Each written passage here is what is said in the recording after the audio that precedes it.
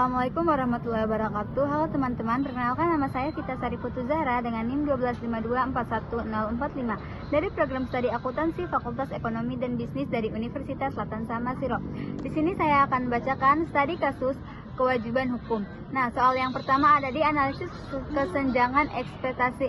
Nah, analisis kesenjangan ekspektasi ialah perbedaan antara yang diharapkan oleh pengguna laporan keuangan atau investor dari audit yang sebenarnya menjadi tanggung jawab auditor. Nah, pengguna lain juga sering mengira opini wajar tanda pengecualian yang berarti auditor menjamin bebas dari masalah keuangan, kecurangan, dan penipuan. Padahal auditor hanya sekedar memberi keyakinan bahwa laporan keuangan bebas dari masalah salji material, tapi bukan juga menjamin mutlak. Nah, kegagalan bisnis dan kegagalan audit dan risiko bisnis. Kegagalan bisnis terjadi bila jualan bisnis terjadi apabila bisnis tersebut tidak mampu mengembalikan pinjamannya atau memenuhi harapan para investor. Kalau kegagalan audit terjadi karena auditor mengeluarkan pendapat audit yang tidak benar karena gagal. Nah, kalau resiko audit merupakan kemungkinan bahwa auditor akan menyimpulkan setelah melaksanakan audit yang memadai, bahwa laporan keuangan ini telah dinyatakan secara wajar, sedangkan dalam kenyataan mengandung salah satu yang material atau yang fisik. Nah, karena isu yang utama bukan dari kegagalan audit, melainkan harapan yang berlebih pada publik pada auditor. Yang kedua, ada spektrum kelalaian dan penipuan. Nah, ada 4 yang berkaitan dengan kelalaian dan penipuan. Yang pertama, kelalaian biasa, kelalaian besar, penipuan konstruktif, dan penipuan. Nah, kelalaian biasa, tidak adanya perhatian yang layak dan dapat diharapkan dari seseorang dalam suatu situasi titik bagi auditor. Kelalaian besar, tidak ada perhatian sama sekali karena setara dengan perilaku ceroboh yang dapat diperkiraan dari seseorang. Penipuan konstruktif, adanya kelalaian yang ekstrim atau luar biasa sekalipun tidak ada maksud untuk menipu atau merugikan titik penipuan. Nah, penipuan itu terjadi apabila salah satu telah dilakukan dari auditor, sama-sama mengetahui adanya kesalahan dan juga adanya maksud untuk menipu. Nah, klasifikasinya untuk senior, tidak ada niat untuk menipu investor, tetapi ada kesadaran penuh yang lalai terhadap kewajiban profesional. Nah, klarifikasi untuk auditornya ini juga mengetahui tentang prosedur tersebut, tapi tidak memilih meninggalkan karena ingin mengejar deadline. Soal yang ketiga itu tanggung jawab klien terhadap pembelaan auditor. Nah, tuntutan hukum ini dapat menjadi pelanggaran kontrak, tindakan yang merugikan akibat kelalaian atau keduanya. Tindakan yang hanya merugikan lebih umum terjadi karena jumlah ganti rugi yang diperoleh biasanya lebih besar ketimbang dalam pelanggaran kontrak. Tindakan ini juga merugikan dapat didasarkan pada kelalaian biasa, kelalaian besar, atau kecurangan. Nah, analisis contributor negligence. Nah, jika klien ini melakukan atau melaksanakan tanggung jawab, misalnya memperbaiki sistem internal yang lemah meskipun sudah direkomendasikan, tanggung jawab auditor dapat diperingan atau dihapus. Nomor 4 ada di soal tanggung jawab kepada pihak ketiga. Nah, tanggung jawab 3 pendekatan utama. Yang pertama itu ada doktrin ultramares atau penerima manfaat utama atau free party. Nah, pengadilan menyatakan bahwa meskipun para akuntan lalai, mereka tidak bertanggung jawab kepada para kreditor karena kreditor bukan pendiri manfaat utama. Nah, selanjutnya ada di nomor 4 tanggung jawab kepada pihak ketiga. 3 pendekatan utama. Yang pertama ada doktrin ultramares, yang kedua ada doktrin restatement of torts, yang ketiga ada doktrin foreseeable user. Nah, doktrin ultramares ialah Pengadilan menyatakan bahwa meskipun para akuntan lalai, mereka tidak bertanggung jawab kepada para kreditor karena kreditor bukan pendirian manfaat utama. Dalam konteks ini, penerima manfaat utama adalah seorang yang diberitahu kepada auditor sebelum melaksanakan audit. Kasus ini menciptakan presiden yang disebut dengan doktrin ultramares bahwa kelalaian biasa tidak cukup untuk menimbulkan kewajiban terhadap pihak ketiga karena tidak adanya off kontrak antara pihak ketiga dan auditor kecuali pihak ketiga adalah penerima manfaat utama.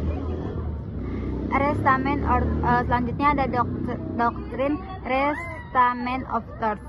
Pendekatan yang digunakan oleh sebagai besar negara adalah menerapkan peraturan yang mengacu pada restatement of torts, yaitu seperangkat prinsip yang otoratif menyatakan bahwa produser harus menjadi anggota dari kelompok pemakaian yang terbatas dan dapat diidentifikasikan yang mengandalkan pekerjaan akuntan seperti kreditor meskipun orang-orang tersebut dikenal oleh akuntan publik pada saat pelaksanaan audit. Selanjutnya ada doktrin variable user. Interpretasi yang paling luas dari pihak-pihak ketiga untuk memperoleh manfaat adalah pengguna konsep variable user. Menurut konsep ini, para pemakai yang sudah harus dapat ditentukan sebelumnya oleh auditor sebagai pemakaian laporan keuangan klien memiliki hak yang seperti halnya pada privity of contract. Dan doktrin yang paling relevan atau adil adalah doktrin restatement of torts. Selanjutnya ada pertanyaan di nomor 5. Ada di tanggung jawab hukum di pasar modal. Nah, perbedaan antara fundamental tanggung jawab auditor dan konteks info dibanding dengan audit kreditor. Tanggung jawab auditor dalam konteks auditor, investor hanya membuktikan adanya kerugian dan bahwa laporan keuangan mengandung salah satu material, dan beban pembuktian ada pada auditor yang auditnya harus membuktikan bahwa mereka telah melakukan uji tuntas yang wajar dan lain-lain. Selanjutnya ada di tanggung jawab auditor dalam konteks audit reguler investor. Nah, mereka juga harus menentukan bahwa auditor lalai atau memiliki niat menipu. Selain adanya salah satu material dan kerugian, beban pembuktian lebih berat bagi investor, dan auditor dapat membela diri dengan menunjukkan bahwa mereka telah mematuhi standar audit yang berlaku pada umumnya. Nomor 6, tanggung jawab di pasar sekunder dan konsep Scienter. Jelaskan tanggung jawab tentang auditor di pasar sekunder dan perbedaan beban pembuktian antara lainnya. Nah, adanya salah saji atau kelalaian yang material tergantung pada laporan keuangan yang salah saji, munculnya kerugian akibat salah saji tersebut, adanya niat untuk memanipulasi, menipu atau penipuan. Yang ada menjelaskan konsep Scienter dan relevasi kasus Hochfelder. Scienter niat menipu, memanipulasi atau penipuan. Nah, dalam tanggung jawab auditor juga berarti auditor harus bertindak dengan niat jahat atau setidaknya dengan kelalaian sangat ceroboh atau setara dengan niat jahat.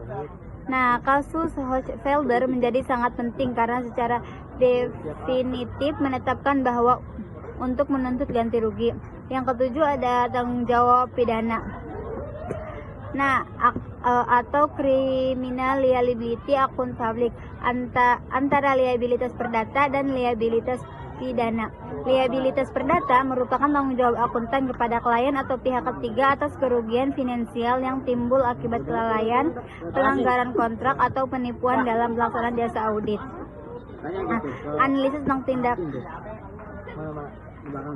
liabilitas pidana merupakan tanggung jawab akuntan kepada negara atas pelanggaran hukum yang diatur dalam undang-undang pidana seperti penipuan, pemalsuan, atau penghancuran bukti. Nah, sanksinya juga berupa hukuman penjara atau denda. Analisis tentang tindakan partner cup. Tindakan partner cup yang memerintahkan penghancuran dokumen dan email merupakan tindakan obstruction of justice atau menghalangi proses hukum. Tindakan ini juga jelas melanggar hukum pidana. Konsekuensi yang beratnya, tindakan penghancuran bukti atau dokumen dan komunikasi dapat membawa konsekuensi pidana yang berat karena hal ini menunjukkan adanya niat jahat untuk menutupi kejahatan yang sedang diselidiki. Tindakan penghancuran bukti itu juga merupakan kejahatan tersendiri yang serius karena merusak integritas sistem peradilan dan menghalangi penegakan hukum. Nomor 8, respon profesi dan regulator terhadap resiko litigasi. Peningkatan standar profesi dan etika, menerapkan standar audit dan kode etik yang lebih ketat, dan meningkatkan kualitas audit yang mencegah praktik yang tidak efektif, penguatan pengawasan dan penegakan hukum, melakukan pengawasan yang lebih insentif terhadap KAP dan akuntan publik, serta memberikan sanksi yang tegas bagi yang melanggar.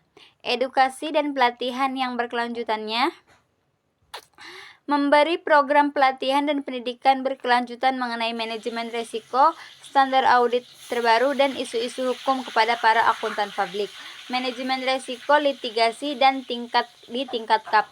Ada 4 pilar untuk meminimalkan liabilitas hukum di tingkat. Yang pertama ada manajemen penerimaan klien. Manajemen penerimaan klien itu memiliki proses yang ketat untuk mengevaluasi klien baru yang sudah ada dan untuk mengidentifikasikan klien yang berisiko tinggi, misalnya memiliki reputasi buruk, masalah solvabilitas, atau manajemen yang tidak jujur. Contohnya, melakukan investigasi latar belakang terhadap manajemen dan pemilik klien, mengevaluasi integrasi manajemen, serta senilai resiko bawahan dan resiko pengadilan yang terikat dengan klien. Nomor 2, pengadilan mutu perikatan. Nah, pilar ini berfokus pada penerapan prosedur pengendalian mutu yang efektif di setiap perikatan sesuai dengan standar dan memastikan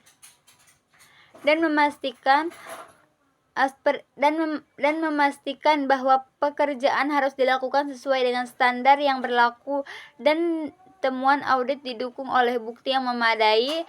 Nah, contohnya, tindakan menetapkan tim audit yang kompeten, melakukan tinjauan sewajar atau tinjauan kualitas perikatan oleh partner lain, serta mendokumentasikan setiap tahapan secara menyeluruh. Nomor 3, komunikasi dan dokumentasi yang efektif. Komunikasi yang jelas dan dokumentasi yang lengkap ialah kunci untuk membela diri dari sistem hukum pilar. Ini menekankan pentingnya mendokumentasi setiap keputusan dan diskusi antara teman audit. Contohnya, menyimpan semua kertas kerja audit secara terorganisir dan aman, mendokumentasikan alasan di balik setiap pertimbangan profesional yang signifik, dan membuat surat perikatan yang jelas. Nomor 4, pendidikan dan pengembangan profesional. Nah, pilar ini juga memastikan bahwa semua staf dan partner KAP selalu up to date dengan perkembangan terbaru dalam standar akuntansi dan audit peraturan, serta isu-isu hukum lainnya. Contohnya, mengadakan sesi pelatihan internal secara rutin, mendorong untuk mengikuti sertifikasi profesional, dan menyediakan akses ke sumber daya perusahaan seperti literatur dan webinar. Nomor 10, jasa non-audit dan pihak ketiga. Berdasarkan prinsip kasus 1136 Tencroft v. Max Rothenberg, akuntan dapat bertanggung jawab atas kelalaian profesionalnya, bahkan dalam perikatan dan audit seperti konfilasi. Dalam kasus ini memastikan pemerintahan tersebut dalam konfilasi memutuskan bahwa akuntan memiliki kewajiban untuk melakukan investigasi lebih lanjut ketika menemukan adanya ketidakbenaran yang mencurigakan. Tanggung jawab kepada doktrin liabilitas pihak ketiga dan penerapan doktrin pada KAP cermat. Doktrin liabilitas pihak ketiga dalam akuntansi memungkinkan pihak ketiga yang didirikan oleh laporan keuangan yang salah Untuk menuntut akuntan terdapat beberapa doktrin yang sepertinya doktrin Frivity yang sama dan doktrin yang dapat diperkirakan. Penerapan doktrin pada KAP cermat tidak mengetahui bahwa laporan konfigurasi tersebut akan digunakan oleh KSP Maju bersama untuk memberikan pinjaman. Oleh karena itu, cermat tidak memiliki niat untuk mempengaruhi KSP atau Maju bersama secara spesifik, sehingga doktrin niat yang sama mungkin tidak berlaku. Oke, terima kasih. Wassalamualaikum warahmatullahi wabarakatuh.